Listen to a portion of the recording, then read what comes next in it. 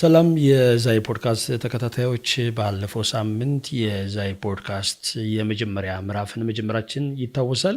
ዛሬ ደግሞ ትንሽ ጠንከር ባለ ርዕሰ ጉዳይ ተመልሰን መጥተናል። ድባቴ፣ ተስፋ መቁረጥ፣ ራስን ማጥፋት በአሁኑ ሰዓት በጣም አነጋጋሪ የሆነ ጉዳይ ሆኖ መጥቷል። በዛሬው የዛይ ፖድካስት መርሃ ግብራችን ኢዩኤል ሀብታሙ ከኛ ጋር የተወሰነ ቆይታ እንዲያደርግ እንጋብዘዋለን። ኢዩኤል እንኳን ደህና መጣ። እንኳን ደህና ቆያችሁ።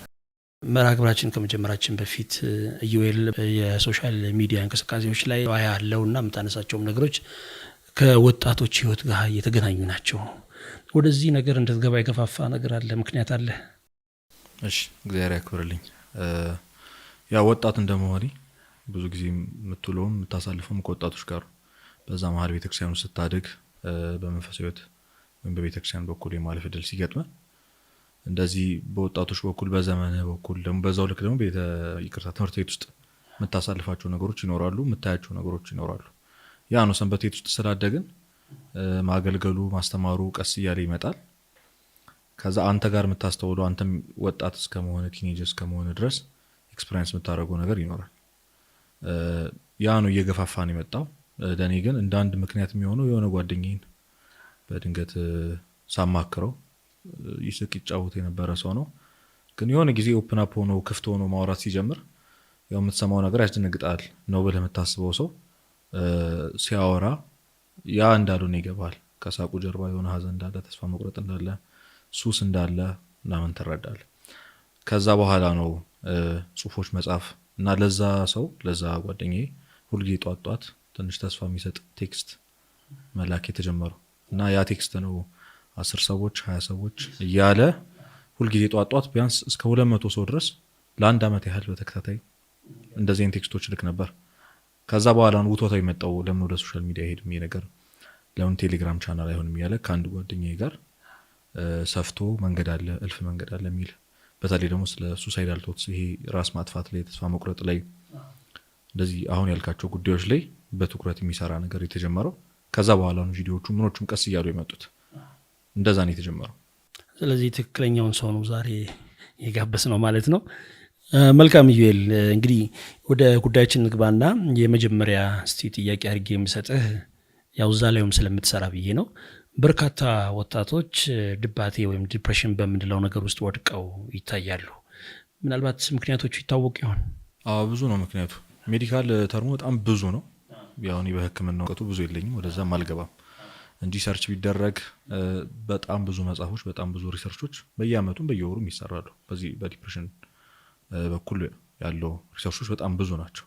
እሱን ወደ ጎን ትተን ሜዲካል ነገሩን ሳላነሳ እንደዚሁ በሚታየው አንደኛ ወጣትነቱም ቀላል አይደለም። ወጣት መሆን በራሱ ቤተክርስቲያናችን እንደምታስተምረን የእሳት እድሜ ነው አይደለ? ፋይሬጅ የሚባልበት ጊዜ ነው እና የስሜት መገለባበጥ ይኖራል። ነገሮችን ቶሎ የመውደድ ቶሎ የመጥላት በጣም የመፈለግ እና ምን ከዛ ራስን የመወደደር ጉዳዮች ይኖራሉ። ሶ ኢንቫይሮንመንትህም አይፈቅድልህም ጥሩ ሜንታል ሄልዝ እንዲኖርህ። ብዙ ነገሮቹ የተበላሸ ናቸው እና ወጣት መሆን በራሱ ቀላል አይደለም። እና እንደ ወጣት ዲፕሬሽን በጣም ብዙ ሰው የሚጠቃበት፣ አሁን ትልቅ ሰውና ህጻናት አይደሉ፣ ወጣቱ ነው ቲኔጀሩ ነው፣ ወደ 20 ምናምን ያለው ወጣት ነው። እና በዛ መሀል ብዙ ነገሮች አሉ። መጀመሪያው ሀዘን ሲያጋጥም ነው ትክክለኛው ምክንያት የሚባለው። ወይ ቤተሰብህን ስታጣ ሊሆን ይችላል። ብዙ ያው ሀዘን ሲባል ብዙ ነገር ነው ያለው። ጭንቀት አለ እና በወጣትነት በጣም የሚሰማ ስሜት ደግሞ የባዶነት ስሜት ነው። የሆነ ጊዜ ፐርፐዝን የማጣት አይደል፣ ወዴት ነው መሄድ ያለብኝ ትላለህ። ጓደኞችህ ወይ የምታያቸውን ሰዎች የራሳቸውን ፐርፐዝ ወይም በህይወታቸው መሄድ ያለብኝ ብሎ የሚያስቡትን መንገድ እነሱ እየቀጠሉ አንተ ግን ወደ ኋላ እንደቀረ ይሰማል። በጣም ብዙ ወጣት የሚሰማው ስሜት ያ ነው። ከዛ ተስፋ መቁረጡ ነው እየተደራረበ የሚመጣው። ውስጣቸው ባዶነት ነው የሚሰማቸው። ምንም የሚፈልጉት ነገር አይኖርም። ግራይ መጋባት፣ እንዴት ነው መኖር ያለብኝ? ለምሳሌ አሁን አንድ ወጣት ግቢ ከገባ በኋላ ወደ ዩኒቨርሲቲ ከገባ በኋላ ፊልድ መረጣ ላይ በጣም ኮንፊውዝ የሚሆኑ ብዙዎች ናቸው። ልክ እንደዛው ነው ፊልድ መምረጥ ማለት ህይወትህን የምትመራበትን ሙያ መምረጥ ማለት ነው። አንድ ሰው ዶክተሬትን ወይም ደግሞ ሜዲካል የሆነ ትምህርትን ሲመርጥ ለዘላለም እስከ ህይወት ፍጻሜ ድረስ ዶክተር ወይም ሰውን እያከምኩ እኖራለሁ። ስለዚህ ሲወሰን ይሄ ነገር ለአንዴና ለመጨረሻው ጊዜ ነው ህይወቴን በዚህ መንገድ የምመራው እያለ የሚያስብ። ስለዚህ በጣም ኮንፊውዝድ ይሆናል። ልክ እንደዛው ነው በህይወት ምን አይነት ሰው መሆን፣ ኳስ ተጫዋች መሆን ያለብኝ፣ አክተር ነው መሆን ያለብኝ፣ ልጅ እያለ ደግሞ ፊልም ላይም ያየውም ታላቅም አባትህም ምንም ሲያወራ የሰማውን ሁሉ ያምራል። አሁን ሳይንቲስት መሆን ያልፈለገ ሰው አለ ብዬ አላምንም። ከዛ ደግሞ ያው ጥሩ ኳስ ተጫዋች ስታይ እሱም ደግሞ መሆን ያምራል። ወጣትነት እንደዚህ ነው፣ በቃ ይገለባበጣል። እሳት ስለሆነ አትይዞም። ወላፈኑ በጣም ከባድ ነው። የሰዎች ተጽዕኖም ይኖርበታል በጣም በተለይ ደግሞ ፋሚሊ በጣም በጣም ከባዱ። እንደኛ ማህበረሰብ ሶሳይቲ ደግሞ እንደ ኢትዮጵያ ስታየው አባት ልጁ እንዲሆን የሚፈልገው በጣም ተጽዕኖ ብዙ ሰው አሁን ብትጠይቅ ትልቅ በተለይ ደግሞ ትንሽ ያደጉና እንደዚህ ተምረው የጨሩ ሰዎች ለቤተሰቦቻቸው ሲሉ ያደረጉት ነገር ነው። በህፃንነታችን ፕሮፌሰር መሆን ነው የምፈልገው፣ ዶክተር፣ ፓይለት እንድንሆን የሚያደርገው የቤተሰብ ግፊት። ያ ለዛ የሚሰጠው ጥሩ ነገር ነው። ያው ሞደርኑ ዓለም የሚነግርህ አለ። ከዌስተርን የመጣ ነገር ነው አብዛኛው ነገር፣ የኛ አይደለም። የኢትዮጵያዊ የሆነ ቀለም ያለው ነገር አይደለም። እና ፋሚሊ በጣም ነው ጫና የሚያደርገው። ሶሳይቲ አሁን ከዛሬ 5 ዓመታት በፊት ዶክተር ለሚባለው ስም እንዴት ያለ ክብር እንደነበር እናውቃለን። ሰፈሮቻችን ውስጥም ልክ እንደዛው ኢንጂነር የሚለው ዛሬ ደግሞ እንዴት እንደተቀየረ ታውቃለህ። ልክ እንደዛው ነው በቃ አባትህ እናትህ እንድትሆን የሚፈልግሉት ሰው እነሱ ያጡት በጣም የሚገርምህ የሚባለውም አባት ልጁ እንዲሆን የሚፈልገው እሱ በልጅነት ያላገኘውን ነገር። ስለዚህ የመማር ዕድሉን ያላገኘ አባት በጣም ነው ልጁ እንዲማሩ የሚፈልገው። ይሄ ነገር ካልሆነ ይሄ ነገር ካልተሳካ ወጣቶቹ ያው ውጥረት ውስጥ ይገባሉ ማለት። በጣም ቅድም እንዳልኩ ወጣትነት በራሱ ከባድ ነው ያልኩ። አንደኛ ከቤተሰብ ሰርክል ለመውጣት የምትታገልበት ነው። ገና የራስህም ስሜት ይመጣል፣ የምትፈልገው ነገር ይመጣል። ከዛ እዚህ ጋር ቤተሰብ ወደ ኋላ ይጎትታል፣ ሶሳይቲ ትምህርትህ ይጎትታል ከምትፈልገው ነገር። እዛ ውጥረት ውስጥ ትገባለህ። ሌላውም ደግሞ ገና ጫና የሚያደርግብህ ሰዓት ነው። አይ ምናምን ትልቁም ትንሹም ይመክርሃል። ወጣትነት ያው እንደምታውቀው ምናምን የተባለ ቃላት ደግሞ ያላቸውን ኃይል እናውቃለን ሁላችንም። እና ያ ተጽዕኖ ራሱ ከባድ ነው። ሀዘን ይገጥመሃል፣ ቤተሰብ ላይ የሚገጥመ ነገር አለ። የቤተሰብ የአባት የእናት መጣላት፣ በጣም ብዙ ምክንያቶች ናቸው። እኔ በጥቂቱ ይሄን የምለው እና ያ ነው ወዴት መሄድ እንደምትሄድ በቃ አለማወቅ ራሱ ውስጥን ባዶነት ያመጣል። ስለዚህ ለምን ነገር ፍላጎት አይኖራቸውም ዲፕረስድ የሚሆኑ ሰዎች። ስለዚህ እየገፋ እኔ ምን እጠቅማለሁ ወደ ማለት ይመጣል። ምንም የማደርገው ነገር የለም ወደ ማለት መብላት መኖር ምንድን ነው ትርጉሙ? የህይወቴ ጥሪ ምንድን ነው? ለምን የተፈጠርኩት እና የሚሉ ጥያቄዎች በጣም የተደራረቡ ይመጣሉ። ለዛ መልስ ስታጣ ምንድን ነው ማድረግ የምትችለው? ተስፋ መቁረጥ ነው ያለ አማራጭ፣ መተው ነው ሁሉ ነገር እና ሀዘን፣ ጭንቀት፣ ይሄ ባዶነት ስሜት እንዳልኩ። ሌላኛው ደግሞ ኃጢአት ነው። ይሄ በጣም ምንም ጥያቄ የለው። ለአብዛኛው ዲፕረስድ ለሆነ ወጣት ወይም በድባቴ ለሚጠቃው ወጣት ትልቁ መንስኤ ኃጢአት ነው። ቤተክርስቲያናችን ታስተምራለች። ጾር የሚባል ነገር አለ። አንድ ሰው በተደጋጋሚ የሚፈተንበት ኃጢአት ማለት ነው፣ ወይም በተከታታይ ጊዜ የሚወድቅበት ኃጢአት። ሮሜ 7:19 ላይ ቅዱስ ጳውሎስ የማልወደውን ክፉ ነገር አድርጋለሁ፣ የምወደውን በጎ ነገር ግን አላደርግም፣ ለዚህ ለኃጢአት የተሰጠ ሰውነት ማን ያድነኛል? ስለዚህ የሆነ ማድረግ እየፈለግ የማታደርገው ነገር አለ። ከዛ ማድረግ ሳትፈልግ የምታደርጋቸው ብዙ ነገሮች አሉ። በአሁኑ ሞደርን ዓለም ደግሞ በጣም በዛ ለመያዝ በጣም ቅርብ ነን። ብዙ ወጣቶች እኔን ጨምሮ ብዙዎቻችን የምንፈተንበት ነገሮች አሉ። ያ ነው እየጎተተ የሚመጣው። የሆነ ጊዜ የጀመሩት ሱስ የጀመሯት የሆነች አዲክትድ የሚያደርግ ነገር ቆይ አንዴ ቀምሼው አንዴ ገብቼበት ወጣለሁ ምናምን ብሎ ያሉት ነገር በቃ ለብዙ ዓመታት ሲጎታቸው ይኖራል። ያንን ለቤተሰብ መናገር፣ ለቅርብ ጓደኛ መናገር በጣም ሼምፉል ነው። አትናገርም ኃጢአት። ንስሐ መግባት ደግሞ እንደ ወጣት ቀላል አይሆንልህ።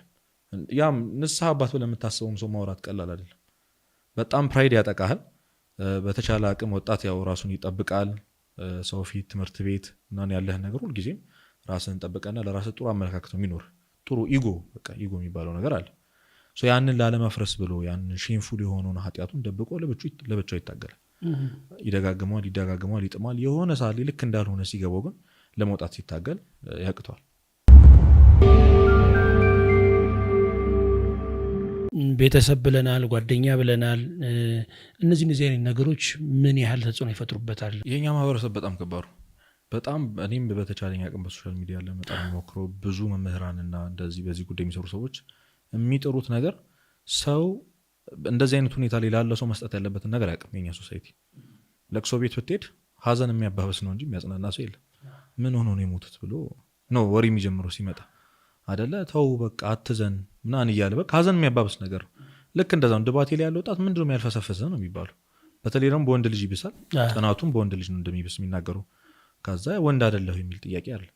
ምንድነው የምትልፈሰፈሰው? ነቃበል እንጂ እና ያ ሰው ያለበትን ስሜት ነው በቃ ወይ እንደ ስንፍና ምናምን ነው የሚወሰደው።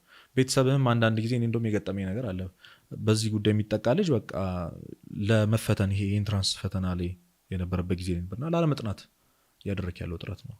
እንግዲህ ከአባትህ ይሄንን ነገር መስማት ይከብዳል። ላለማጥናት እያደረክ ያለው ጥረት ነው፣ ማንን ልሸውር ነው ምናምን ይልሃል ቤተሰብ። እኔ በጣም በእርግጠኝነት የምናገረው በጣም ትንሽ ሰው ነው ከችግር እንድትወጣ የሚያግዝ ማንም ይሄንን ስለዚህ ጉዳይ ማንም ያወራ የለም፣ እውቀቱም የለንም። አሁን ሰው ድብርትና ድባቴ ተመሳሳይ ነገሮች አይደሉም። ድብርት የሆነ የምታደርገው ነገር ስታጣ የሚሰማ ስሜት ወይም ደግሞ የምትወደውን ነገር ይሄ ማድረግ የምትወደውን ነገር ሳይኖር ሲቀር የሚሰማ ስሜት ነው። አይ ዛሬ ደብሮኛል ካልክ እንዳይደብርህ ምን ታደርጋለህ? የሆነ የምትፈልገው ነገር ታደርጋለህ አይደለም? ድባቴ ላይ ግን ያንንም ማድረግ አትፈልግም። በኖርማሉ ጊዜ ነበረ በትክክለኛው ጤነኛ ላይ ጊዜ ነበርክ ጊዜ ላይ ማድረግ የምትፈልገው ነገር ለምሳሌ ኳስ መጫወት ከሆነ በድባቴ ሰዓት ኳስ መጫወት ለአንተ በጣም የሚያስጠላ ነገር የሚሆን ያን ያህል ከፍ እያለ ነው የሚሄደው። እና እኔ በጣም ማህበረሰቡ በዚህ ላይ ችግር አለበት ብዬ ነው ማስበው። እንደ ደካማ እንደ ሰነፍ እና ደግሞ ምክንያት ይሄ ኤክስኪውዝ እየፈለገ በሁሉም ነገር የሚልፈሰፈስ ሰው ተደርጎ ነው የሚወሰደው። ያ ደግሞ የባሰ ሰው እንዲጫነው ከዛ ደግሞ እንዳያወጣው ህመሙን እንዳይናገር እርዳታ እንዳይፈልግ እና እርዳታ መፈለግን በጣም ይሄ ምንድነው አቴንሽን ፈላጊ አድርጎ መወሰድ አለኛ።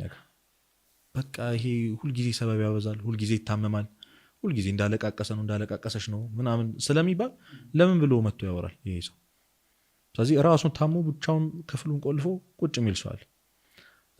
እና ለዚህ ጥያቄ መልሴ ማህበረሰባችን ጥሩ እውቀት የለውም። በዛው ልክ ደግሞ በጣም እያባባሰ ወጣቱን ደግሞ ወደዚህ የሚገፋው ዙሪያው ያሉት ሰዎች ናቸው። አንተ ጋር በዚህ በድባቴ ስሜት ውስጥ ወድቀው ያጋጠሙ ወጣቶች ካሉ እዚህ ስሜት ውስጥ ለመግባታቸውም ምክንያት የሚያደርጉት ነገር የምታውቃቸው ነገሮች ካሉ ብታካፍልን እስቲ። ብዙ ነው። በዚህ ሶሻል ሚዲያ ላይ እንደዚህ ነገር ሲሰራ ሰው አንድ የሚመለከተ ልክ እንደሆነ ነፃ አውጪ ነው እና በተቻለው አቅም ስለዚህ ጉዳይ ትንሽ እውቀት አለው ብሎ የሚያስብ ሰው ጋር ነው እየሮጠ የሚመጣው። አንዳንዶቹ እንደውም ለንስሐ አባት የማይናገሩትን ነገር ነው የሚነግሩ። ልክ የሆነ ነገር አይደለም። ግን ያው ቅድም እንዳልኩ ማህበረሰባችን ላይ የሆነ የመሰማት ጥማት አለ ወጣቱ። ለዛ ነው ኦኬ አሁን በምትሰራው ቪዲዮ የምታወራው ነገር ልክ እሱን ሲመስለው በጣም ብሶ ኮሜንት ላይ የምታነብ ከሆነ እኔን የምትናገረኝ ነው የሚመስለኝ ይላል። ስለዚህ ይሄ ሰውዬ በዚህ ጉዳይ እያለፈ ነው ማለት ነው። ስለዚህ እሱን የምናገረው መስሎ ከተሰማው ይረዳኛል ብሎ ስለሚያስብ መጥቶ ጥያቄውን ያቀርባል።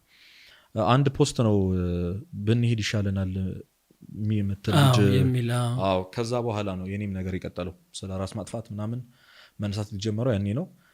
በአንድ ጓደኛዬ ያሳለፍኩትን ነገር ጽፌ ለጥፌ እና ቴክስት የሚያደርጉልኝ ሰዎች ነበሩ። ያን ጊዜ እንዳልኩ ጧት ቴክስት ስልክ ተስፋ የቆረጡ ሰዎች ማውራት እንደሚፈልጉ የሚሰሙት ሀዘን እንዳለ ይጻፉልኝን ሁሉ ስክሪንሻት አድርጌ ኢንስታግራም ላይ ነበር ፖስት ያደረኩት። ራሴን ላጠፋ ነው ቀኑንና ሰዓቱን ግን አላውቀውም የሚል ቴክስት ነው። እንግዲህ ያስበው ከማታውቀው ሰው ነው እንደዚህ አይነት ቴክስት የሚላክልህ። እና እሱን ነው ስክሪንሻት አድርጌ አሁንም በፖስት ፒል ላይ አድርጌዋለሁ ላይ ኢንስታግራም ላይ። እና ምንድነው ለሊት 8 ሰዓት ላይ ተኝቼ ነው የተደወለልኝ ከአንድ ሰው እና ራሱን ማጥፋት እንደሚፈልግ እና የመጨረሻው እንደሆነ የነገረኛ ሰው። ምን እንዳልኩት እስካሁንም ትዝ አይለኝም፣ ግን የጻፍኩለትን ጽፌለት ያልኩትን ብዬው ያቺ ለሊት አለፈች። ዛሬ በጣም ጥሩ ቦታ ላይ ነው ያለው ያ ሰው። እና ያንን ኤክስፒሪየንስ ያንን ነገር ነው ጽፌ ፖስት ያደረኩት። እና በዛ ሰዓት ስልኬን ያው ሶሻል ሚዲያዬን ሁሉን ነገር አድርጌ ማውራት የምትፈልጉ ሰዎች አውሪኝ ብዬ አስቀምጬ ነበር። ከዛ በኋላ የደረሱኝ ነገሮች በጣም ከባዶች ነበሩ። በዛ ብዙ ሆነ። በዛ ብቻ በጣም ተዳረሰ ሳላውቀው። እና ስልኮቼ ቴሌግራሜ በጣም ለማንበብ ለማወቅ በጣም የሚከብዱ ነገሮች እስካሁን ሳስታውሳቸው በጣም የሚከብዱ። የሰው ልጅ በእውነት እንደዚህ ነገር ያሳልፋሉ እስክትል ድረስ። እና በጣም ወጣቱ ገስ ማድረግ አንችልም፣ ኢማጂን ማድረግ አንችልም ምን እያሳለፈ እንደሆነ። የመጀመሪያው ቴክስት ትዝ የሚለኝ ከሆነ አባቴ ራሱን ያጠፋው ከ6 ወር በፊት ነው እና አንተ ለጓደኛህ እንደደረስክለት እኔ ለአባቴ ብደርስለት ደስ ይለኝ ነበረ፣ መንገድ አለ ብለው ደስ ይለኝ ነበረ የሚል ቴክስት። በጣም ነው የደነገጥኩት። ከዛ ብዙ ሴቶች ብዙ እህቶች ጾታዊ ትንኮሳ የሚደርስባቸው በአባታቸው በወንድማቸው ያ እንዴት በቃ የጭንቅላት ይሄ ጤናቸውን እንዴት እንዳዛባባቸው በጣም ትልቅ ወደሚባለው ደግሞ ዲፕሬሽን ትልቁ ሜጀር ወደሚባለው እንዴት እንደከተታቸው በጣም አይቻሉ። ይህ ውስጣቸው ላይ ያለውን ሀሳብ ለሰው እንዳያካፍሉ ያደረጋቸው ምክንያት ይታወቅ ይሆን? ቅድም ምናልባት ስታነሳ አንድ ቦታ ላይ ለንስሐ አባት ራሱ ሊገለጽ የማይችል ነገርን ደፍረው ይናገሩታል ተባለ። እኔ እስከማውቀው ድረስ ያው ለንስሐ አባት የማይነገር የማይገለጽ ነገር የለም። ወይስ የተሳሳተ ፐርሰፕሽን አለ? እጄ ንስሐ አባቴ ጋ ብል እንዲህ ሊለኝ ይችላል፣ እንዲህ ሊባል ይችላል የሚል ስጋት ስላለ ነው።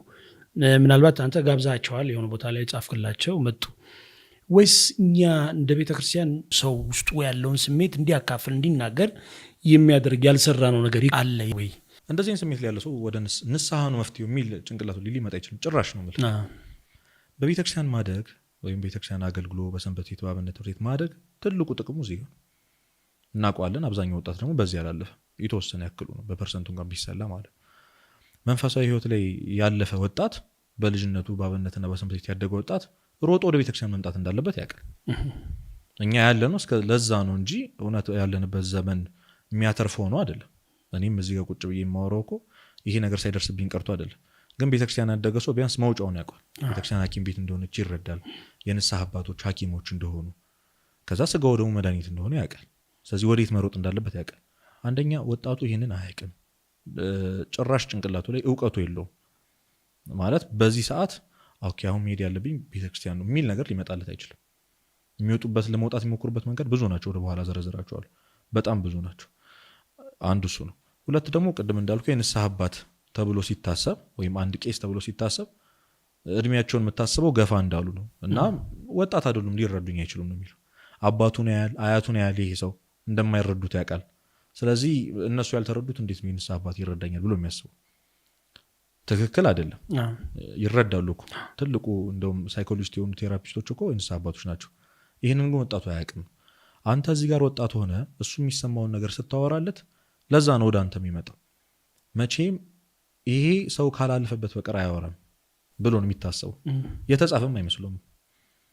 አሁን ለምሳሌ ያ ሰው ያ ወጣት የሚሰማው የባዶነትን ስሜት ማንም ይረዳኝ ብሎ ያስብ። በጣም የሚገርም እኔ በጣም የሚደንቀኝ ነገር እንደዚህ አይነት ሁኔታ ላይ ያሉ ወጣቶች ከነሱ ውጪ ማንም እንደዛ ይሰማዋል ብሎ አይገምቱ። 100 ሰዎች መሃል ቢሆኑ እነሱ ሰዎች ከመቶዎቹ ብቸኛዎቹ በዚህ ነገር ተጠቂ ለነሱ እነሱ ብቻ ናቸው። ስለዚህ ብቻዬን ነኝ ነው በቃ ማንም አይረዳኝም።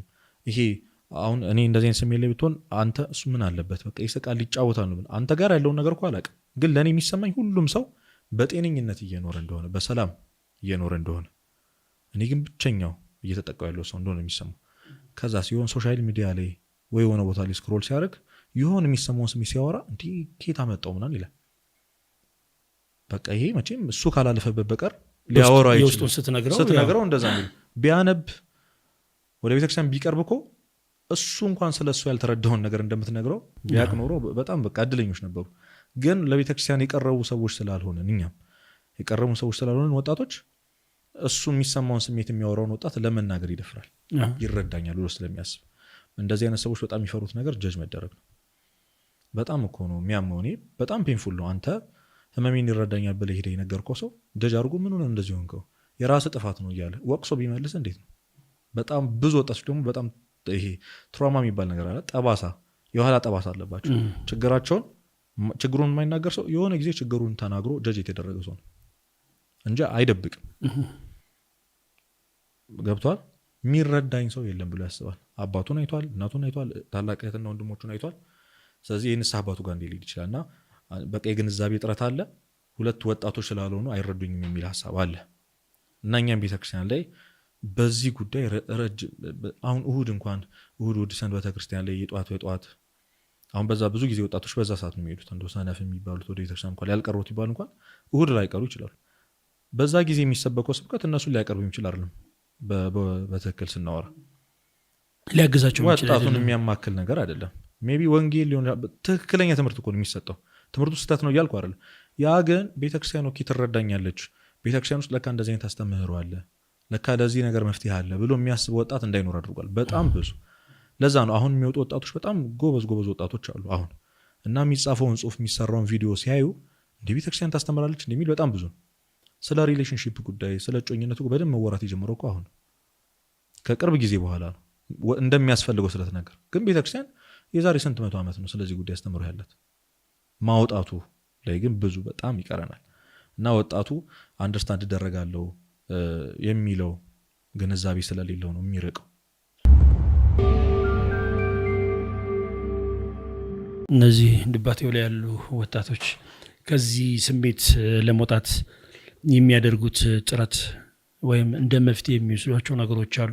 ይሞክራሉስ? መጀመሪያ በጣም ሰው እንደ መሰለ ከዛ ስሜቱ ጋር ሪሌት የሚያደርግ ነገር ነው የሚያደርገው። ስልካቸውን ይዘጋሉ አብዛኞቹ። ብቻቸውን መሆን ነው የሚፈልጉት፣ ከሰው ጋር ማውራት አይፈልጉም። ያው የዲፕሬሽን መገለጫዎች መጀመሪያው ለምንም ነገር ፍላጎት ማጣት ነው። እዚህ ከ2 ሳምንት በላይ በየቀኑ የተደጋገመ ያ ስሜት ካለበት አንተ የዲፕሬሽን ተጠቂ ነህ። ስለዚህ ትሪትመንት ያስፈልጋል፣ ቴራፒ ያስፈልጋል ተብለ ህክምናው እንድታከም ይጋብዛል ማለት ነው። ያንን ብዙ ሰው አያውቀው። ዲፕሬሽን በሽታ ነው። አሁን ማወቅ ያለብን ነገር ዲፕሬሽን በሽታ ነው። አሁን ወባ በሽታ ነው አይደል? ያማል ሄደ ሐኪም ቤት እንደምታከመው ዲፕሬሽን የአይምሮ በሽታ ነው።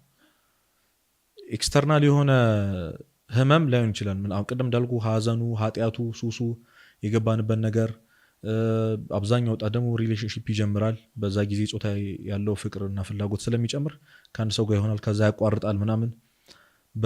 አሁን በጣም ብዙ ወጣት የተፈተነበት ያለው በዚህ ጉዳይ ነው። በዚህ ተቃራኒ ጾታ ጋር የሚጀምረው ሪሌሽንሺፕ አብዛኛው ይቋረጣል፣ ያው አይቆይም። ምክንያቱም በስሜት ተነሳስቶ የጀመሩ ስለሆነ እና ወንዱ ወይም ሴቱ ራሳቸውን አሳልፈው ለዛ ሰው ይሰጣሉ። ሲቆም ዓለም ነው ለነሱ የሚገለበጥባቸው። አብዛኛው ወጣት ቢሆን ያክል ፐርሰንቱ ዲፕረስድ የሚሆነው ደግሞ በዛ ምክንያት ነው። ማንም አይፈልገኝም፣ የራሴን የሆነ ሰው ያጣሁት ምናምን እያለ ይቀጥላል። እና በሽታ ነው በቃ ዲፕሬሽን። ጭንቅላትህን ያማል። ልክ አንተ ጨጓራህን እንደሚያምህ ወባ እንደሚያምህ ያማልና መታከም አለበት አንድ ሰው። ብዙ መውጫ መፍትሄዎች አሉ፣ ግን ከሄደ ፈርዘር ከሄደ መታከም ሐኪም ቤት ሄዶ የአይምሮ ህክምና መታከም አለበት። እና ብዙ ሰው ወደዚህ ማሄዶ እንዲህ እብድ ባላለሁ ምናምን ያው ታውቀዋለህ። የአይምሮ ህክምና ስገባ እንኳን ከታየ ጥሩ አይመጣም ለአንተ። ሶሳይቱም የፈጠረብን ነገር ስላለና አሁን እንደውም በደንብ ሐኪሞቹም ሳይኮሎጂስቶቹም በደንብ እያወሩበት ነው። መታከም የሚችል ነገር ነው። እርዳታ መፈለግ የሚያሸማቅቅ ነገር አይደለም። በቃ ጀግንነት ነው፣ ፈሪነት አይደለም የሚለው ነገር አሁን ነው ገና እየተነገረ ያለው፣ አሁን ነው እየተወራ ያለበት። እና ብዙዎቹ የሚያደርጉት ነገር ቅድም እንዳልኩ ብቻቸውን መሆን ይፈልጋሉ፣ ጨለማ ነው የሚወዱት። ከዛ በጣም የሚያጠፉት ነገር ይሄ ለዲፕሬሽን ተብሎ የሚሰሩ ሙዚቃዎች አሉ። ያው እንግሊዘኛ ሙዚቃዎች ነው የሚሆኑት፣ የዌስተርን ሙዚቃዎች ነው የሚሆኑት። በጣም በጣም ከዛ እንዲወጡ የሚያግዝ ነው ወይስ በዛው ስሜት እንዲቀጥሉ? መቼም አያግዛችሁ። አዎ በጣም የሚገርም 20 ሶንግስ ምናምን የሚል ታገኛለህ ለዲፕሬሽን የሚሆኑ እና በጣም ቀስ ያሉ እንድታለቅስ የሚያደርጉ። በዛ ስሜት ላይ ስትሆን በቃ ያንን ነገር ነው የምትፈልገው፣ እንደተረዳህ ነው የሚሰማው። እያልከኝ ያለው ለመውጣት ብዙ ፍላጎት አይኖርም። እነሱ እኮ በእነሱ ምክንያት እንትን እያሉ በእነሱ አይን ለመውጣት እየሞከሩ ነው። እንዳልኩ ነው የሚሳሳቱበትን መንገድ። ስለዚህ ትክክለኛ መንገድ አይደለም እየተከተሉ ያሉት። ለመውጣት ይፈልጋሉ፣ መንገዱ ግን ትክክለኛ አይደለም። አዎ ዘፈን ማዳመጥ በምንም ታምር ለምንም ነገር መፍትሄ ሊሆን አይችልም። በጣም ትልቅ ነፍስን የሚያቀጭጫት ነገር ሙዚቃ፣ በተለይ ደግሞ የዌስተርን ሙዚቃዎች በጣም ክፉ ናቸው። ነፍስ ላይ የሚዘሩት ነገር በጣም ክፉ ነው እና ስታዳምጠው ትካዜ ውስጥ ነው የሚከት። ዘፈን ትዝታ እኮ ነው፣ ምን ወደኋላ መጎተት ነው፣ ሌላ ነገር የለውም። የሚሉትን ነገር ላይ ያውቁ ይችላሉ፣ ግን ዜማው፣ ኢንስትሩመንቱ፣ ሁሉም ነገር ቀስ ማለቱ ወደኋላ እየጎተው ይመጣል። አሁን ደግሞ በጣም እየተስተዋለ ያለው ነገር እኛም በጣም በቃ እንደው ዲቤት ማድረግ ያለብን ነገር እንደዚህ ቲክቶክ ፕላትፎርሞች ላይ የሚሰሩ ነገሮች አሉ። እንደውም በቅርብ ምናየው ቺርስ፣ አሁን ቺርስ ምናምን የሚል ትሬንድ መጥቶ ነበር። ቺርስ ራስ ማጥፋት ኃጢአት ስለሆነ ብቻ ለምንኖር ብሎ በሚያሳዝን ሙዚቃ ምናምን ሰርቶ ልጁ ፖስት አደረገው። ቪዲዮ ቫይራል ወጣ። ከ200 እና ከ300 በላይ ሰዎች ቺርስ ቺርስ እያሉ ጽፏል። ስለዚህ 300 ምናምን ሰው ራስ ማጥፋት ኃጢአት ስለሆነ ብቻ ነው እየኖረ ያለው እና የሆነ የሚጋራው ሰው ኦልሬዲ ተስፋው ቆርጠዋል። ግን በቃው እና ይሄ ምንድነው የሚጠቅመው? እኔ በውስጥ ገብቼ በጣም ለመናገር ሞክሬያለሁ። እንደዚህ የሚሰሩትን ሰዎች ምንድነው ወጣቱ የሚጠቅመው? አዎ ላይክ ሊበዛልህ ይችላል፣ አዎ ቫይራል ሊወጣልህ ይችላል። ግን ወጣቱን ወደ ኋላ ነው እየጎተተ ያለው። ኦኬ እኔ ብቻ አይደለሁም ማለት ነው። ስለዚህ ኖርማል ነገር ነው ምናምን እያለ እንዲያስብ ታደርገዋል። እና ሙዚቃዎች ልክ እንደዚህ አይነት ቪዲዮዎች በጣም ከማየት መቆጠብ አለብን። አልጎሪዝም ደግሞ ያው ፕላትፎርም እንደምታውቀው ኢንስታግራም ሪልስ፣ ቲክቶክን ብታየው አንድ ቪዲዮ ላይ ስንት ደቂቃ እንደቆየ፣ ላይክ እንዳረከው፣ ኮሜንት እንዳነበብክ እና ስንት ደግመህ እንዳየው ያውቃሉ። እና ያ ኮንተንት ምን አይነት ኮንተንት ነው ቀጣይ ይልኩልሃል፣ ያቀምሷል። አሁንም እንደዛ ካረከው ሙሉ እንትኑ እንደዛ ነው። ለምሳሌ የእግር ኳስ ምናምን ቪዲዮ አንዴ ላይ ካርከ ከቆየበት ቀጣዩ እሱ ሰው የምትፈልገውን ያውቃሉ ማለት ነው። በእንደዚህ አይነት ስሜት ላይ ያሉ ሰዎች የሚፈልጉት ቅድም እንዳልኩ አይነት ቪዲዮዎች ነው። በእነሱ ስሜት ውስጥ ያሉ ሰዎች ቀስ ያሉ ይሄ ዳርክ የሆነ ነገር ነው ፍላጎት ያላቸው። ስለዚህ አልጎሪዝሙ ይመግባቸዋል፣ በዛው እየገቡ ይመጣሉ። ሌላውና በጣም ያልተወራበት ጉዳይ ራስን መጉዳት ነው። ብዙ እህቶች በዚህ ጉዳይ አይቻለሁ እኔ፣ ብዙ ሰው የሚያውቅ አይመስለኝም። በስለት እጃቸውን መቁረጥ ያልተወራበት ነገር ነው፣ ግን አለ። ብዙ እህቶች በተለይ እህቶች ነው የሚያደርጉት ይሄንን። ስለዚህ ዲፕረስድ እንደሆኑ ሲሰማቸው፣ በጣም በቃ እንደተወጠሩ ሲሰማቸው ደማቸውን በማፍሰስ እጃቸውን በመቆራረጥ ራሳቸውን በመጉዳት ራሳቸውን ከግድግዳ ጋር በማጋጨት በመደብደብ ያንን ስሜት ለማውጣት የሚታገሉ ብዙዎች አሉ። ስለዚህ ምናልባት ድባቴ ውስጥ ነው የሚያደርጉት ነገር እጃቸውን መተልተሉ የሚሆን ይችላል። የሚያደርጓቸው ነገሮች ጎጂ መሆኑን የሚጎዳቸው መሆኑን አያውቁም ማለት ነው። አሁን ድባቴ ውስጥ መሆኑን አይፈልጉትም፣ የሚሰማቸውን ስሜት መሆኑን አይፈልጉትም። እንደዚህ ስሜት ስትሆን 4 ማዕዘን ቦክስ ውስጥ ነው የምትቀመጠው። አንተና አንተ ብቻ ነው። የምታየው ነገር የለም፣ የምታስበው ነገር የለም፣ የምትሄድበት ነገር የለም፣ ለምንም ነገር ፍላጎት የለም። ይህ ስሜት ደግሞ ውቅያኖስ ነው፣ በጣም ከባድ። ስለዚህ የሆነ ዲስትራክሽን ይፈልጋሉ፣ የሆነ የሚያስታምሙት ህመም ይፈልጋሉ እነዚህ ሰዎች። ስለዚህ ከዚህ ፔን ወይም ደግሞ ከዚህ እየተሰማኝ ካለው ይሄ ባዶነት የእጅ ህመም ይሻላል ነው። ስለዚህ ልክ ሲያማቸው ሙሉ አይምሯቸው እዚህ ህመሙ ላይ ነው ያለው። ከዛ ችግር ለመውጣት ነው። ምንም የህክምናው ምናምን እውቀቱ ኖሮኝ አይደለም። ይሄ በትክክል በቃ ለወር ወይ ለ2 ወር በየዕለቱ እንደዚህ የምታደርግ በየዕለቱ ደግሞ የምትደውልኝ ልጅ ነበረች እና በየጊዜው በቃ ያንን ነገር ለማስቆም ነው ጥረት ስናደርግ የነበረው። እና ያ ህመም ዲስትራክት ያደርጋቸዋል ወይም ደግሞ ህመሙ ላይ ትኩረት እንዲያደርጉ፣ ከዛ ስለሚያማቸው ስለሚያቃጥላቸው ወይ ይሸፍኑታል ምናምን። ስለዚህ ሊሆነ ያክል ጊዜ ከዚህ ድባቴ ከነበረው ስሜት እጃቸውን ማስታመም ላይ፣ የቆሰሉ ሰውነታቸው ላይ እሱ ላይ ትኩረት ያደርጋሉ ማለት። እኔ ብዙ ወጣቶች እንደው ቼክ እንኳን ቢደረግ እጃቸውን ከፍ ባያደርጉ ብዙ ጠባሳ ያለባቸው ሴቶች እህቶች አሉ። ከየት አይተውት እንደሆነ አናውቅም። በቃ ይሄ ሁሉ ጣጣ ሶሻል ሚዲያ መፍትሄ የሚሰጣቸው ይመስላችኋል? እንግዲህ አዎ፣ ቀደም እንዳልኩ ነው፣ ከዚህ ስሜት ያወጣቸዋል። ሰው ውስጥ የሚገባው ለዚህ አይደል፣ ሀዘኑን ጭንቀቱን ለመርሳት ብሎ ነው የሚያጨሰውም የሚቀመውም፣ ከዛ ደግሞ ወደ መጠጡ የሚገባው። ሱስ የተባለ ነገር የሚገባው ያ ነገር ሙሉ ትኩረቱን ስለሚወስድለት ነው። ጭንቅላቱ ላይ ያለውን ሀሳብ የሚያስጨንቀውን ነገር ስለሚወስድለት ነው። አንድ ሰው ድባቴ ውስጥ እንዳለ በምን ሊያውቅ ይችላል? በምን ሊረዳ ይችላል? ለሁሉም ነገር ፍላጎት ማጣት ትልቁ የዚህ የድባቴ ወይም ደግሞ የዲፕሬሽን መገለጫ ነው። ኢምፒትነስ የሚባሉ የባዶነት ስሜት፣ ምንም ነገር የማድረግ ፍላጎት፣ ከዛ ከሰው ጋር የማውራት ፍላጎት፣ ሰውን ጭራሽ የማግኘት ፍላጎት አይኖራቸውም። ህክምናውም ቅድም እንዳልኩ ለ2 ሳምንት እነዚህ ስሜቶች ከተደጋገሙ ከ2 ሳምንት በላይ ከሆኑ ይህ ሰው እንደዚህ ነገር ላይ እንደሆነ ማወቅ ይችላል። በምን መልኩ ማለት ነው?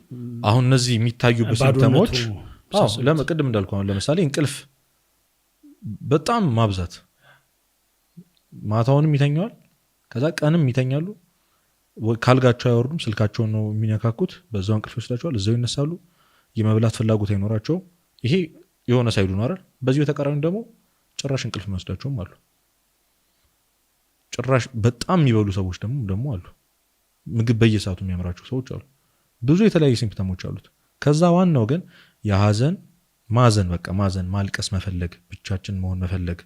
እነዚህ ስሜቶች ከ2 ሳምንት በላይ በየዕለቱ ከተደጋገመ ያ ሰው ቅድም እንዳልኩ ሜጀር ዲፕሬሲቭ ዲስኦርደር የሚባለውን ይሄ ዲፕሬሽን በሽታ ተጠቅቷል ማለት ነው። መታከም አለበት ማለት ነው።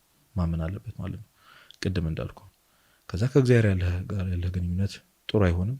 ራስን መጥላት አለ። በጣም እንደውም ትልቁ መወራት ያለበት ነገር ይሄ ነው። ራስን መጥላት፣ ለራስ ጥሩ አመለካከት አይኖር። መስታወት ፊታቸውን ሳይሆን ጥሩ ስሜት አይሰማቸውም። እነዚህ ሰዎች ማየት አይፈልጉም። እነሱ ያደረጉት ነገር የሰሩትን ነገር ማየት አይፈልጉም። ስለ ራሳቸው ጥሩ ነገር መስማት አይፈልጉም። አይገርምም? መክራት መልሳቸው እነዚህ ሰዎች ቅድም እንዳልኩ በሽታ ነው። በሽተኛን መክራ አትመልሱማ። ወባን የታመመ ሰው እንዴት ያማል ምናምን አትለው። መታከም ነው ያለበት። ስለዚህ ምንድነው መንገዱ? መታከም። ከዚህ ችግር እንዴት መውጣት የሚቻለው? ምን አይነት ህክምና ነው? የመጀመሪያው ነገር ማመን፣ አድሚት ማድረግ ነው። አንድ ሰው እንደታመመ ያመነ ሰው ቢያንስ ግማሽ ፐርሰንቱን ጨርሷል። እነዚህ ሰዎች እኮ ደህና ነህ ስትላቸው አው ደህና ነኝ ነው የሚሉ። ኧረ እኔ ደህና ነኝ ምን ሆንኩ? ግን ያሉበት ሁኔታ እንዲቀበሉት እንዲያምኑት ያደርጋቸዋል። እሱ ነው ከሪያሊቲው ጋር ፌስ ማድረግ አይፈልጉም።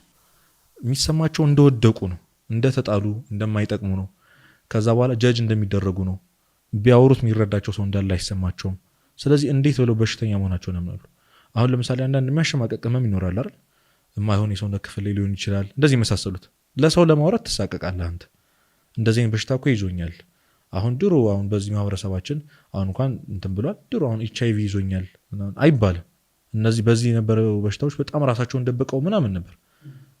ማህበረሰቡ ላይ ጥሩ አመለካከት እስኪኖር ድረስ በእንደዚህ በሚገለል ነገር ሰዎች ራሳቸውን አገለው ነበር የሚኖሩት። እንደዚህ አይነት ሰዎች ላይ ያሉትም ሪያሊቲውን ፌስ ማድረግ አይፈልጉም። እና የመጀመሪያው አድሚት ማድረግ ማለት ማመን፣ እኔ በቃ እንደዚህ አይነት ሰው ሆኛለሁ፣ በዚህ በሽታ ተጠቅቻለሁ፣ ሰው እርዳታ ያስፈልገኛል። እርዳታ እንደሚያስፈልገው ያላመነ ሰው ምንም ይደረግ ማለት ይህን ነገር እንዲያምኑት እንዲቀበሉት በምን እናግዛቸው? እንደዚህ አይነት ሰዎችን እግዚአብሔር ልቡን ሲከፍትለት። ስለዚህ መጸለይ ነው። እግዚአብሔር ልብህን እንዲከፍትልህ መጸለይ ነው። ሰው ከእግዚአብሔር ጋር ያለው ግንኙነት ከተቋረጠ ሌላ ወዴት ይሄዳል? ማንም እኮ ሊፈውሰው አይችልም። ማንም ሊያድነው አይችልም። ከራሱ ጋርም ሊታረቅ አይችልም። ከራሱ ጋርም ሊስማማ አይችልም። አሁንም እኮ እንደዚህ አይነት ስሜት ውስጥ እየገባን ያለ ነው ከራሳችን ጋር ስለተጋጨን። ራሳችን መስማት የምንችል ሰዎች ብንሆን ኖሮ ከዚህ መውጣት እንችል ነበር። ግን እኛ ሰዎችንም አንሰማም፣ ራሳችንን አንሰማም። እና በጥሩ አፕሮች መቅረብ፣ እነዚህ ሰዎች ማውራት እንደሚፈልጉና እንደማይፈልጉ ማጣራት። ማውራት ትፈልጋለህ ብሎ ማውራት፣ መምከር አይደለም መስማት። እነዚህ ሰዎች በነገራችን ምንም መመከር አይፈልጉም። ምንም ነገር ከአንተ መስማት አይፈልጉም። ግን ቢያንስ እንደሚረዳቸው የሚረዳኝ ሰው እኮ አለ፣ አንድ ሰው አለ ብለው እንዲያስቡ ማድረግ፣ አጠገባቸው መሆን፣ ስፔስ መስጠት፣ በጣም ብዙ ነገር አለ። እና ቼክ መደራረግ። በቃ አንዳንድ ሰው ማውራት ላይ ይፈልግ ይችላል። አሁን አንተ ጓደኛህ እንደዚህ ሆኖ ልትጨነቅ ትችላለህ። ማውራ ማይናገርም ትጠይቀዋለህ። እና አንድ ወንድም ምንድን ያደረገው ለዛ ለጓደኛው እንዲህ ለሆነ ሰው ወረቀት ጽፎ ይሰጠዋል። ትንሽ የብጣሽ ወረቀት እና እግዚአብሔር መናገር ከማትችለው ህመም ይፈውስህ ይላል። ከዚህ በላይ ምን አለ?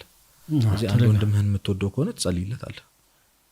መጸለይ ነው ለእነዚህ ሰዎች የምር እግዚአብሔር እንዲረዳቸው፣ ከዛ በራሳቸው ተነሳሽነት መጥተው እንዲያወሩ መጸለይ። አሁን እንደዚህ ተብሎ ሲወራ እንዲያረጉ ሲባል የሚሰሙ ሰዎች ታዳሚዎቻችን እነሱ እንዳልሆኑ ከዛ የሆኑ ሰዎችን እያሰቡ ነው የሚሰሙ።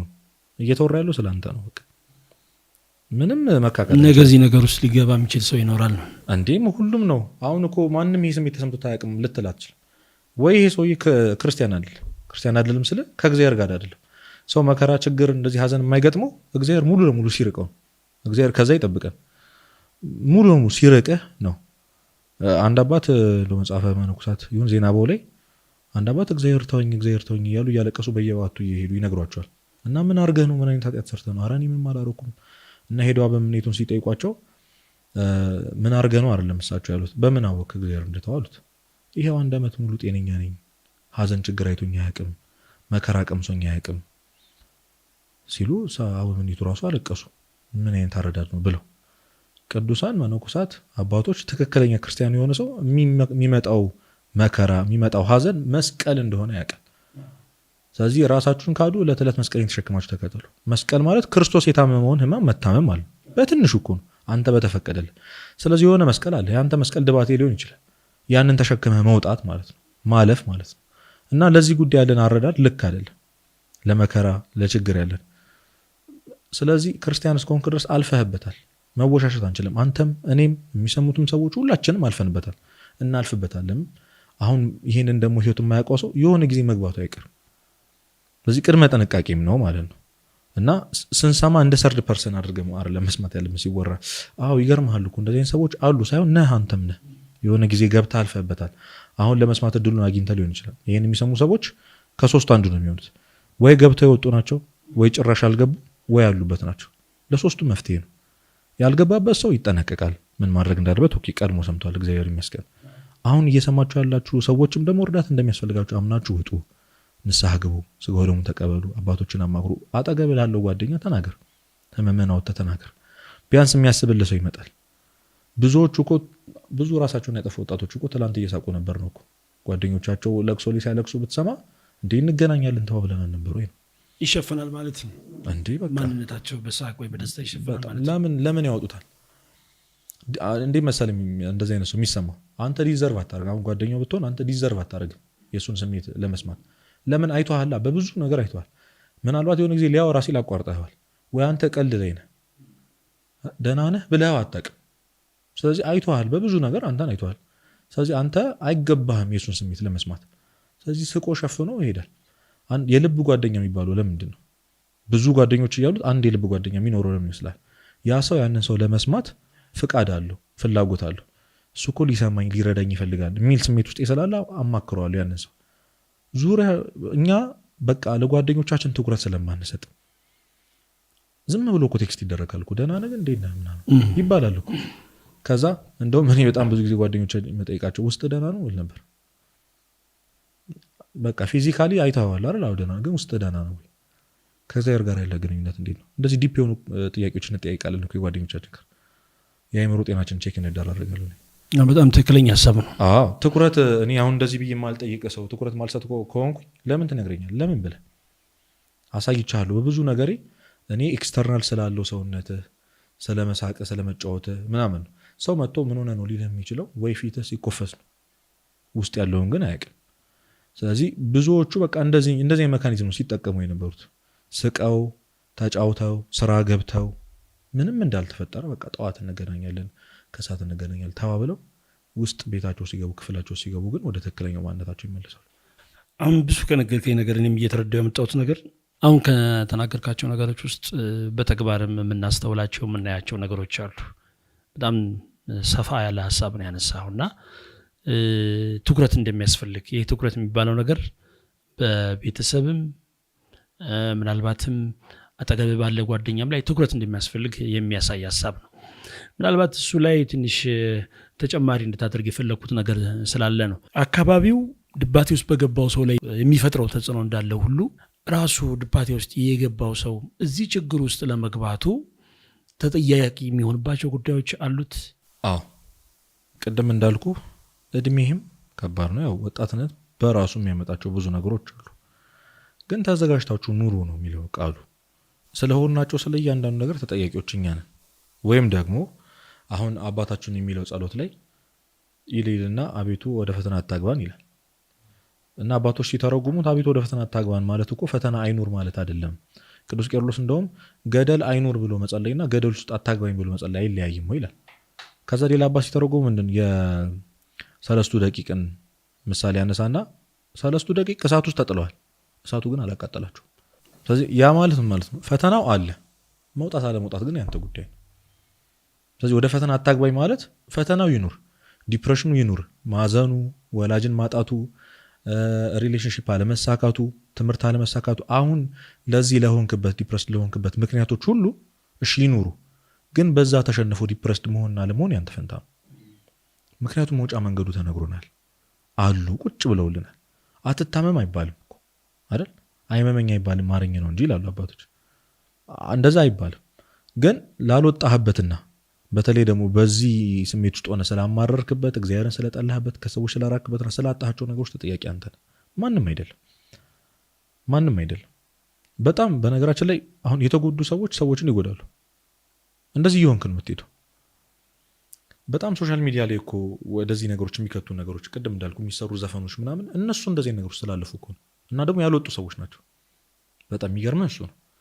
የወጣ ሰው ብታያቸው አሁን በዚህ ጉዳይ የሚሰሩ በጣም ትልቅ የሆኑ ሰዎች አሉ። እና ዶክተር ጆርዳን ፒተርሰን አለ። እሱ ለብዙ ዓመታት በዲፕሬሽን የተጠቃ ሰው ነው።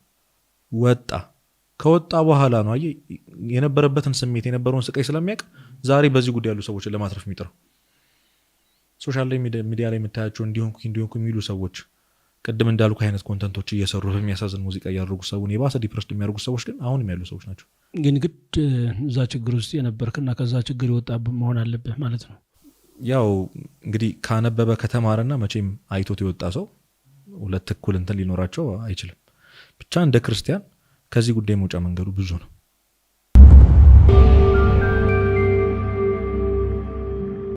ጓደኞችና ቤተሰብ በዚህ ጉዳይ ላይ ምን ማድረግ አለባቸው ብለህ ታስባለህ? አሁን ቅድም እንደገለጽከው ነው ብዙ ሰዎች ፊታቸው ደስታ ይታይባቸዋል፣ ይስቃሉ፣ ይጫወታሉ።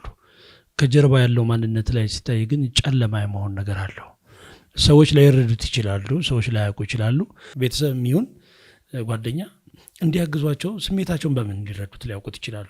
ሁለተኛ በምን መልኩስ ሊያግዟቸው ይችላሉ? እንዳለህ ቅርበት ነው የሚወሰነው።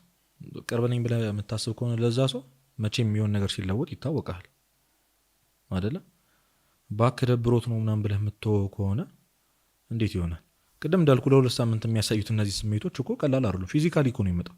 አሁን ለረጅም ሰዓት እንቅልፍ መተኛት፣ ቀንም ማታም መተኛት ለጓደኛ ቅርብ ለሆነው ሰው ዝም ብለህ ስታስበው ቀላል ነገር ነው ወይ? ደክሞት ነው ምናምን ብለህ ቸላ ካላልከው በቀር ቀላል ነገር አይደለም። ማለት የሚታይ ነው፣ ገሃድ ነው። በቃ በአይንህ የምታየው በእጅ ልዳብሰው የምትችለው ነገር። እነዚህ ሰዎች የሚያሳዩት ምልክት ፍላጎት አይኖራቸውም፣ መውጣት አይፈልጉም፣ ስልካቸውን ይዘጋሉ።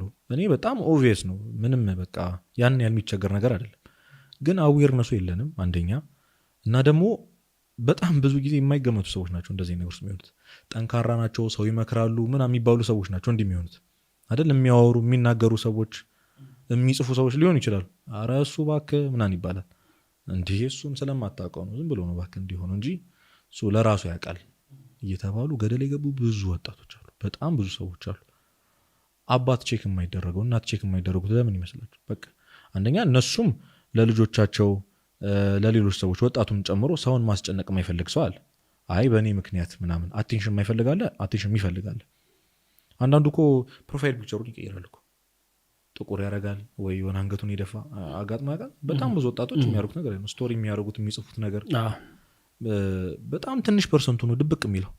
አብዛኛው እንደዚህ ነው የሚያደርገው። በተለይ ሶሻል ሚዲያ ላይ ያለው ወጣት እንደዚህ ነው የሚያደርገው። ያንን አይተህ ምን ሆኖ ነው የሚጃጃለው ብለህ ካለፍከው ነገ ራሱን ማጠፋበት ምክንያት ምንድን ነው? እንደዚህ ማይሆንበት ምክንያት ምንድን ነው? ስለዚህ የእውነት በዚህ አይን ይሄ ሰውም ልጄም አባቴም እናቴም ወንድሜም እህቴም እና ጓደኛዬም እንደዚህ ነገር ሊያጋጥመው ይችላል የሚል አዌርነስ እውቀት ያለው ሰው ሁልጊዜም ቼክ ያደርጋቸዋል እና ነገሮች ሲቀያየሩ ማየት መቼም እንችላለን።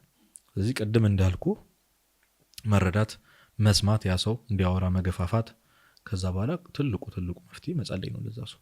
ጸሎት ብዙ መፍትሄ ያለው ማለት ትልቅ ሀሳብ ነው እያነሳ ያለው ይበል።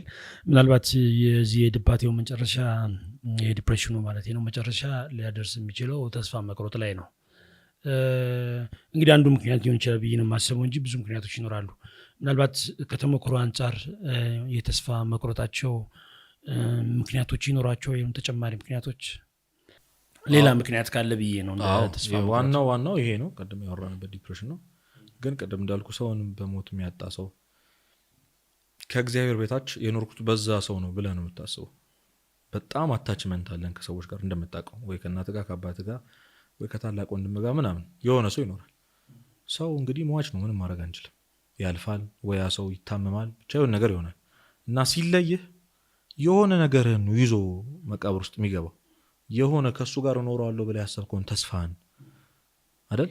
አሁን እኮ በጣም የሚገርም እንደ ክርስቲያን ሰው ተዘክሮተ ሞት በየቀኑ ነበር ማሰብ የነበረበት። ማለት ሞትን በየቀኑ ነበር ማሰብ የነበረበት። እኔ በደንብ የኔን ተርኒንግ ፖይንት ልንገር ኤክስፒሪየንስ ካረኩት በሞትን እኛ አካባቢ ካደግንበት ሰንበቴት በጣም ከብዙ ጊዜ በኋላ ነው አንዴ ያየ ነው። የቅርብ እህታችን አርፋ ማለት ከዛ በኋላ በጣም ብዙ ነገሮች ተለያዩ። በጣም ብዙ ሰው ጸባዩ ተቀያየረ። የነበረን አታችመንት በጣም ከባድ ነበርና ከዛ በኋላ ያስተዋልኩት ነገር ሰው በቀብሩ ሰዓት ብዙዎቹ ወይኔ ይቅርታ ሳልሽ፣ ወይኔ ሳላወራሽ፣ ወይኔ ሳልጠይቅሽ ምናምን ነው የሚለው። በጣም ብዙ ሰው ሪግሬት ያደርጋል ሰው ካለፈ በኋላ በጣም። እዛ እኔ ከዛ ሰው ጋር የነበረኝ የመጨረሻው ኤክስፒሪየንስ ምን ነበር ማለት ትላንት አግኝቻት ነው በነገው ያረፈችው እና ምንድን ነው ትዝ የሚለኝ ከሷ ጋር የነበረኝ ነገር ያን ሁሉ ነገር የሚቀይረው። ስለዚህ ዛሬ ካንተ ከቁጭ ቤት ሰዋራ ነገ እንደማላገኘ ምንም አይነት ኤቪደንስ የለኝም። ስለዚህ የመጨረሻው ነገሬ ሁልጊዜም ጥሩ እንዲሆን በቃ መጣር አለብኝ። ከሰው ጋር ያለህ ነገር ጥሩ እንዲሆን ተጋል። ሞትን የተቀበለ ሰው እንደዚህ የሚኖር አየህ። ከዛ ከሰው ጋር ያለህ ግንኙነት ሁልጊዜ ሰላም ይሆናል። አሁን አንድ ሰው ካንሰር የታመመ ወይ የሆነ ነገር የታመመ ሰው ከ3 ቀን በኋላ ትሞታለህ ቢባልና 3ቱን ቀን ካንተ ጋር ላሳልፍ ቢል እንዴት አይነት ቀን እንዲያሳልፍ ነው የምታደርገው አንተ? በጣም በተቻለ አቅም በምድር ላይ ያለው ቆይታ ጥሩ እንዲሆን ትተጋለታለህ። ይህ ሰው የነገ ይሞት አይሞት አታውቅም። ዛሬ ያገኘው ጓደኛ ቻው የተባባልከው ሰው ነገ ይኑር አይኑር አንተ አታውቅም። ሁልጊዜም ከሰው ጋር ስትገናኝ ከምትወደው ሰው ጋር ከጓደኛ ከአባትህ ከእናትህ ጋር ነገ እንደሚያልፉ ዛሬ ለመጨረሻ ጊዜ እንደሆነ አስበህ ነው መኖር ያለብህ። ያ ቅድም ያልከውን መፍትሄ ይፈታል። ገብቷል? ጓደኛ ዲፕረስድ አይሆንም። ለመጨረሻ ጊዜ እንደሚቆይ ሰው ስትኖር ጓደኛ እንደዛ ሊሆን አይችልም። አንተ የምትሰጠው ትሪትመንት፣ የምታሳየው እንክብካቤ፣ የምታሳየው ፊት፣ ፈገግታ የዚህን ሰውዬ ተስፋ ይቀጥላል። አንድ እሱ ነው። ሁለተኛ ደግሞ አንተ ራስህ ለመጨረሻ ጊዜ መኖር የምትፈልገው እንደዚህ ነው ወይ? ለመጨረሻ ጊዜ አድርገህ ማለፍ የምትፈልገው ወይም ደግሞ የመጨረሻ ቃሉ አሁን የተላለቅ ሰዎች ይጻፋል አይደል? ከመሞታቸው በፊት የተናገሩት ቃል ምናምን የተባለ ከመሞት በፊት ሲሰሩ የነበረው ተብሎ ምድር ላይ ይመጣል የምትፈልገው አሻራ ይሄ ነው ወይ? እና ይሄ ብዙ ነገር ይቀየራል። ቅዱስ ዮሐንስ ወንጌላዊ እንግዲህ ቁጹረ ገጽ ነው የሚባለው የጌታችን ሕማም ስላየ ፊቱ አይፈታም ነበር እና አንድ ጊዜ በመንገድ ሲሄድ አንድ ሰው ምን ያደርጋል? ልብስ አሰፍቶ ለአንድ ዓመት ይበቃኛል አይበቃኝም እያለ ይታገላል። ከልብስ ሰፊው ጋር ይጨቃጨቃል። ቅዱስ ዮሐንስ ያው ቅዱስ ስለሆነ ንጻሬ መላእክት ይገለጹለት ነበርና መልአክ ተገልጾ ይሄ ለአንድ ዓመት ይበቃኛል አይበቃኝም እያለ የሚጨቃጨቀው ሰውዬ ነገ ጠዋት ነው የሚሞተው አለ። ነገ ጠዋት የሚሞተው ሰው አሁን ስለሆነች ጨርቅ ከአንድ ሰው ጋር እየጣላ ነው ያለው። ስለዚህ ተዘክሮት ሁሉን ነገር የሚቀይረው እና በቃ ይህንን ማሰብ በጣም ብዙ ነገር እና ከሰዎች ጋር ያለን አታችመንት በጣም በቃ ቅድም እንዳልኩ ሁሉ ነገርን ይዞብን የሚሄዱ እና ሰዎች በጣም የሚጠቁት በዛ ነው። በቃ ይሄ ትልቅ ተስፋ መቁረጥ የሚያመጣው ወደ ራስ ማጥፋት የሚያመጣው በተለይ ቤተሰብ ውስጥ ራሱን ያጠፋ ሰው ካለ እነዛ ሰዎች በዚህ ነገር በጣም ተጠቂ ናቸው። ጥናቱም እንደዛ ነው የሚለው። ብዙ ኢትዮጵያ ውስጥ ያሉ ሰዎች በዛ ይጠቃሉ። ሰውን በሞት ማጣት ትልቁ ምክንያቱም በጣም ብዙ ነገሮች አሉ። ይሄ በትንሹ ነው። አሁን በጣም እጅግ አሳሳቢ የሆነው ከዚህ ከድባቴውም ከተስፋ መቁረጡም በላይ በጣም ቲኔጀሮች፣ ታዳጊ የሆኑ ልጆች ራሳቸውን አጠፉ ሲባል ይሰማል። ዜናውም በጣም እየበዛ ነው። የሆነ ሰዓት ላይ ቁጥሩም ከፍ ብሎ ማህበራዊ ድረገጾች ላይ የምናይበት የምንመለከትበትም ጊዜ አለን። የራሱ የሆነ ጥናት ያስፈልገዋል ተብሎ ይታሰባል። ምናልባት ከሰዎች ግን ሲሰማ ወይም በተለያየ አጋጣሚ ሲታወቅ ራሳቸውን ለማጥፋት እንደ ምክንያት ተደርጎ የሚነገሩ ነገሮች አሉ፣ የሚወሩ ነገሮች አሉ። ከዚህ ቀጥታ ከድባቴውና ከተስፋ መቁረጡ ጋር የሚገናኝ ነገር ሳለው ቲኔጀር ላይ ሲሆን በጣም ከባድ የሚያደርገው ነገር የሚያደርጉትን ነገር አያውቁም። እነዚህ ሰዎች፣ እነዚህ ወጣቶች አንደኛ ልጅነት አለ። ስለዚህ የሚያደርጉትን ነገር አያውቁትም።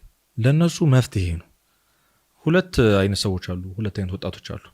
የመጀመሪያው ሰውን የሚጎዳ የሚመስለው አለ። አሁን በጣም ብዙ እኛ አካባቢ ባጃጅ ታክሲ ካልተገዛልኝ ብሎ ራሱን ያጠፋ በጣም ብዙ ወጣት አለ። ለምን ይመስላል ራሱን ያጠፋ? ስላልገዛልኝ አባቴ ለዘላለም እየተጸጸተ ይኑር ብሎ ወጥቷል። ይሄ ሰው ስለ ራሱ ምንም እያሰብ አይደለም። ከሞት በኋላ ስላለ ምንም የሚያውቀው ታሪክ የለም። ራስ ማጥፋት ምን እንደሆነ አያውቅም። እሱ የሚታየው አባቱን መጉዳቱ ነው፣ እናቱን መጉዳቱ ነው፣ አጠገቡ ያለው ሰው መጉዳቱ። እንደዚህ አይነት በጣም ብዙ ወጣት የሚፈልገው ነገር ስላልተደረገለት ነው የሚያጠፋው እና አካባቢ ያሉ ሰዎች አያሳስቡትም፣ ኬር አይሰጥም። ሌሎቹ ደግሞ ምን ያደርጋሉ መሰለ? አባቴ ላይ እና እናቴ ላይ ወይም ቤተሰቦቼ ላይ ሸክም ሆንኩኝና ላቀልላቸው ሁሉም ደግሞ ራሱ የሚያጠፋ ወጣት አለ። ገፊ ምክንያቱ ምንድን ነው? ራስን እስከ ማጥፋት እንዲደርስ የሚያደርገው ገፊ ኃይል አዌርነስ አለ። ራስ ማጥፋት መፍትሄ መስሎ የተሰማቸው ብዙ አካባቢዎችን ሊያጠፉ ሰዎች አሉ።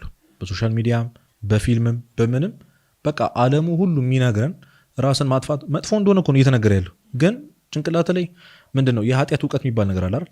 ኃጢአቱ መጥፎ ነው። አሁን እዚህ ይሄ የሚሰማ ሰው የሆነ መስረቅ ምን እንደሆነ የማያውቅ ሰው እኔ እናንተ ቁጭ ብለን መስረቅ ኃጢአት ነው፣ መስረቅ መጥፎ ነው ስንል ስለ መጥፎነቱ እያወራን ነው። ግን መስረቅ የምትለው ነገር ጭንቅላቱ ገብታለች።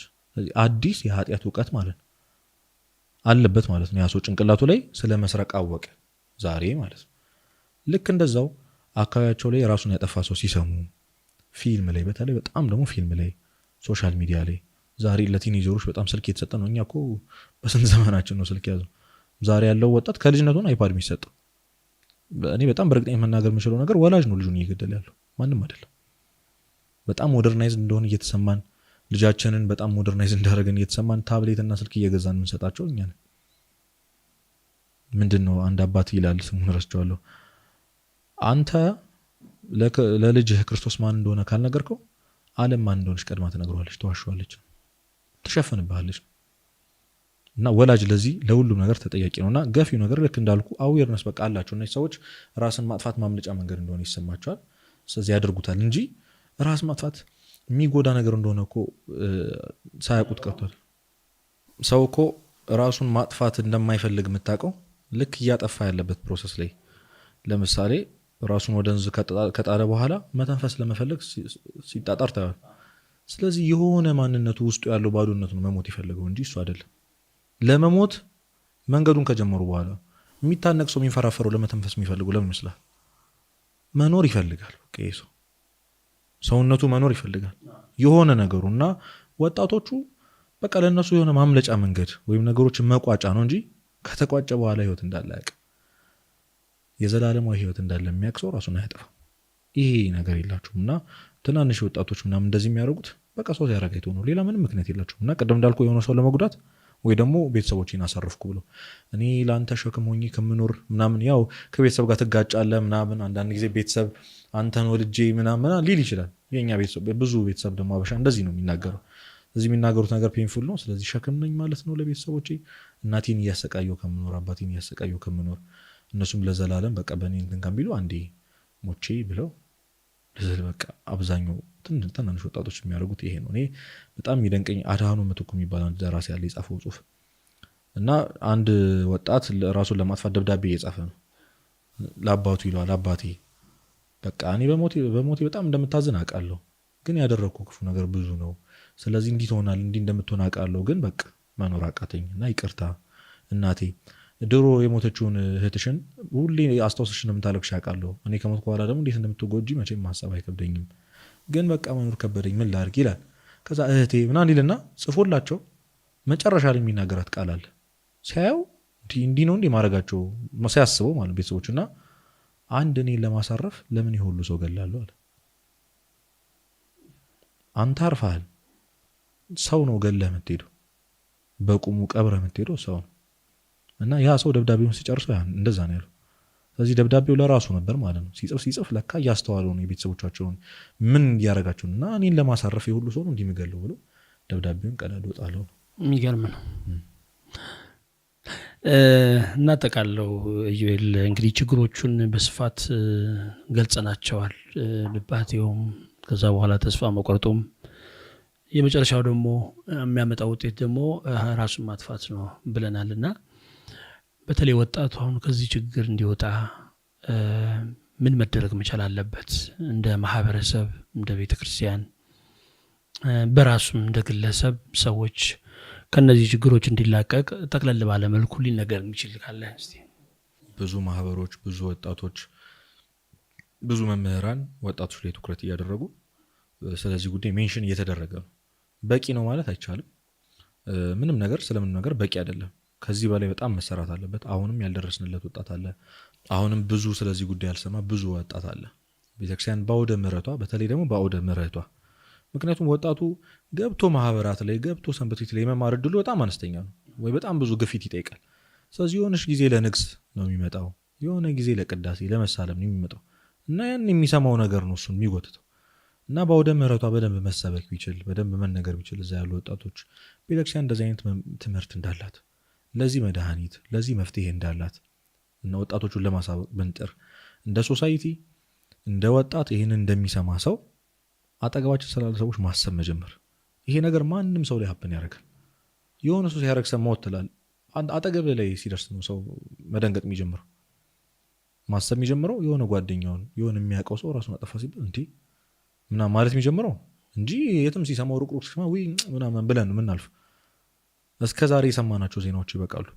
አሁን በአመት 7200 ሰዎች ናቸው ኢትዮጵያ ውስጥ ራሳቸውን የሚያጠፉት። ጥናቱ 10 ምናምን ማለት ነው ስታሰለው። በመንግስት የተጠና ጥናት ነው ወይስ በትክክል የተጠና ጥናት ነው የተጻፈ ነው? 7200 ሰዎች በቀን እንግዲህ አስበው ስንት እንደሚሆን ሲካፈል እና ይሄ ቀላል አይደለም። እንደንት በየቀኑ ነው የምንሰማው። በየቀኑ እገሌ ራሱን አጠፋ እገሌ ራሱን አጠፋች ሲባል እና ይህን ዜና መስማት ማቆም አለብን። ልክ እንዳልሆኑ መንገር። ሰውን እኮ ግዴታ እንደዚህ አይነት ስሜት መሆን የለበትም እኮ ስለ ራስ ማጥፋት ለመምከር ሊሆን ጊዜ ጠቅሟል። ዛሬ ያስጣጣከው ቃል።